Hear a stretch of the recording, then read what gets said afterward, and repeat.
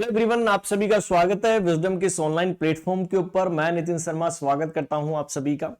जैसा कि आप सभी को पता है कि विजडम के मोबाइल एप्लीकेशन के ऊपर बहुत सारा आपको छूट दी गई है न्यू ईयर के उपलक्ष्य के ऊपर। तो सबसे पहले आप सभी को डाउनलोड करना होगा विजडम नर्सिंग क्लासेज के नाम से जो हमारी मोबाइल एप्लीकेशन है।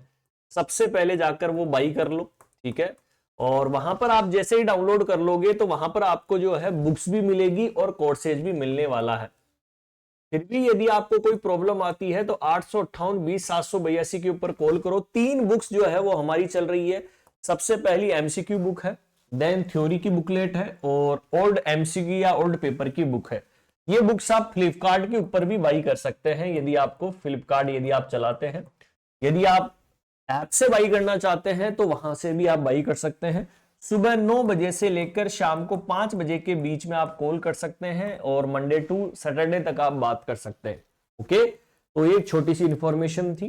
चलेगा, आज का एनाटॉमी एंड फिजियोलॉजी का एक मोस्ट इंपॉर्टेंट टॉपिक हम पढ़ने वाले हैं और वो क्या पढ़ेंगे दोस्तों? पोन्स। ठीक है, चलेगा कि सर पोन्स जो होता है वो किसका पार्ट होता है? सबसे पहले बोलते हैं कि सर ये हिंड ब्रेन का पार्ट है ना।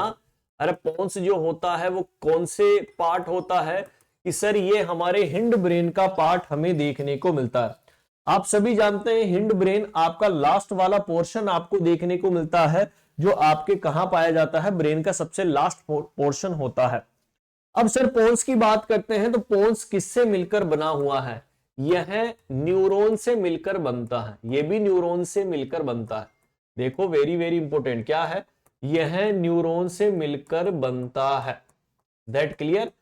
तो इसका मतलब यहां से भी क्वेश्चन आता है कि न्यूरॉन से क्या बनता है। दोस्तों समझ में आया कि न्यूरॉन से क्या बनता है? आपका हिंड ब्रेन का पोर्शन जो हम क्या पढ़ते हैं, जो पोन्स होता है वो हमें देखने को मिलता है। सेम क्वेश्चन कि सर आउटर के अंदर क्या पाया जाता है और इनर साइड के अंदर क्या पाया जाता है ना। जैसे कल की क्लास के अंदर हमने पढ़ा था कि आउटर के अंदर क्या है, यहां पर जो है आउटर के अंदर उल्टा हो जाता है दोस्तों, व्हाइट मैटर पाया जाता है।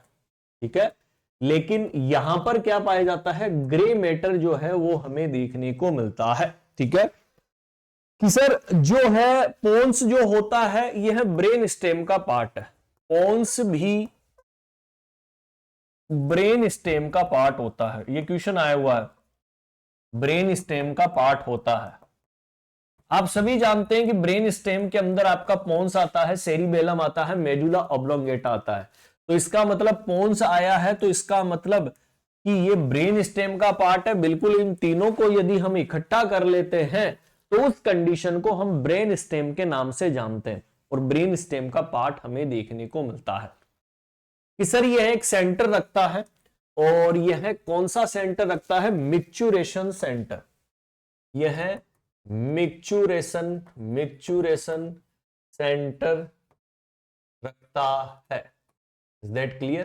क्या रखता है दोस्तों? क्या रखता है कि यह जो है मिक्चुरेशन सेंटर रखने का काम करता है। बात करते हैं मिक्चुरेशन का मतलब यहां पर कौन सा होता है? पोन्टाइन। कौन सा वाला होता है? Pontine micturition centre. Very very important दोस्तों, इनके बारे में मैं आपको बताऊंगा कि पीएमसी क्या है। ये क्या है? पीएमसी, शॉर्ट फॉर्म के अंदर पीएमसी, कि पोन्टाइन मिक्चुरेशन सेंटर क्या होता है, इसके बारे में भी हम बात करेंगे। ठीक है कि सर यह 4 क्रेनियल नर्व को ओरिजिनेट करता है।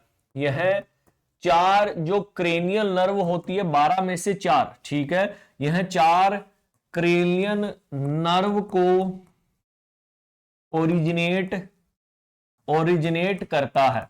कि सर 4 क्रेनियल नर्व कौन कौन सी है जो हमें देखने को मिलती है? और ये फेमस क्वेश्चन है कि कौन कौन सी क्रेनियल नर्व जो है जनरेशन होती है? 5 नंबर, 6 नंबर, 7 नंबर और 8 नंबर। कितनी? 4 क्रेनियल नर्व यहां से क्या होती है? आपको ओरिजिनेशन देखने को मिलता है। इसीलिए बोला जाता है कि ये एसोसिएट रेस्पिरेटरी सेंटर के नाम से भी जानते हैं। इसे एसोसिएटिव रेस्पिरेटरी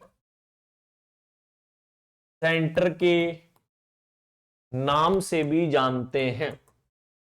कि सर इसे आपने जो है ये क्यों बोला एसोसिएटिव रेस्पिरेटरी सेंटर, क्योंकि यहां पर दो सेंटर मैं आपको पढ़ाने वाला हूं। कौन कौन सा कि सर एक तो होता है एपन्यूस्टिक सेंटर, एक तो कौन सा होता है इसके अंदर एपन्यूस्टिक सेंटर जो है वो हमें देखने को मिलता है, और एक आपको देखने को मिलता है न्यूमोटैक्सिक सेंटर, और एक कौन सा देखने को मिलता है न्यूमोटैक्सिक सेंटर। ये दो सेंटर यहां पर पाए जाते हैं रेस्पिरेशन के लिए। इसके लिए पाए जाते हैं रेस्पिरेशन के लिए, इसीलिए इसे क्या बोला जाता है एसोसिएटिव रेस्पिरेटरी सेंटर।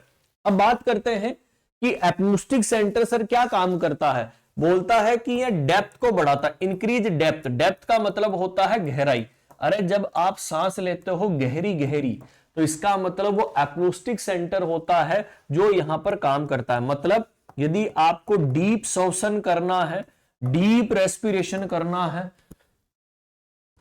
इसका मतलब कौन आ गया एपन्यूस्टिक सेंटर। लेकिन न्यूमोटैक्सिक सेंटर की यदि आप बात करते हैं तो ये धीरे धीरे जो है वो क्या करता है इंक्रीज करता है एक्सपायरेशन को। एक्सपायरेशन का मतलब कि सांस को बाहर निकालने के लिए, और इसका मतलब ये सैलो रेस्पिरेशन, सैलो का मतलब धीरे धीरे, सैलो सैलो रेस्पिरेशन के अंदर काम में आता है। यानी कि सैलो धीरे धीरे यदि आप श्वसन लेना चाहते हैं तो न्यूमोटॉक्सिक सेंटर काम में आता है। लेकिन आप डीप या गहराई के अंदर सांस लेना चाहते हैं तो एपनोस्टिक सेंटर यहां पर काम में आता है। आई होप आप सभी को समझ में आ गया होगा कि जो हमने पढ़ा वो किसके बारे में पढ़ा, हिंड ब्रेन का पार्ट होता है पोन्स, उसके बारे में मैंने आपको बता दिया कि सर कौन सा सेंटर पाया जाता है। ये ब्रेन स्टेम का पार्ट होता है।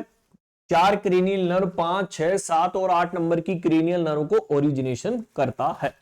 आई होप आप सभी को समझ में आ गया होगा। जिसने भी ऐप डाउनलोड नहीं किया है वो आज ही जाइए और ऐप डाउनलोड कर लीजिए, और बुक्स आप बाई कर सकते हैं फ्लिपकार्ट के ऊपर। फिर भी यदि आपको कोई प्रॉब्लम होती है तो आप हमारे सपोर्टिव नंबर के ऊपर कॉल मैसेज कर सकते हैं और बात कर सकते हैं। तो मिलते हैं नेक्स्ट सेशन के अंदर। Bye bye and take care.